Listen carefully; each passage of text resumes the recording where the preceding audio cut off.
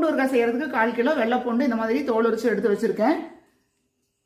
ஒரு 50 கிராம் அளவுக்கு புளி வந்து நல்லா ஊற வச்சு எடுத்துக்கோங்க. 1 ஸ்பூன் வெந்தயம், 1 ஸ்பூன் சீரகம், இந்த ரெண்டும் வெறும் வாணலியில நல்லா வறுத்தெடுத்து மிக்சியில அரைச்சு பொடி பண்ணி வச்சுக்கோங்க. மிக்சி ஜார்ல நம்ம ஊற வச்ச புளி அப்படியே அந்த தண்ணியோட சேர்த்திக்கோங்க. அதுலயே கொஞ்சமா கல்லுப்பு சேர்த்திக்கோங்க. அதுக்கு தகுந்த மாதிரி வரமிளகாய் தூள் வந்து சேர்த்திக்கணும். கொஞ்சமா வெல்லம் சேர்த்திக்கணும். இதெல்லாத்தையும் இப்ப நைஸா அரைச்சு எடுத்துக்கோங்க. இப்ப அடுப்புல வாணலி வச்சுக்கோங்க. கொஞ்சமா கடுகு போட்டுட்டு அதுக்கப்புறமா கருவேப்பிலை போட்டுக்கோங்க. பெருங்காயத்தூள் கொஞ்சமா போட்டுக்கோங்க.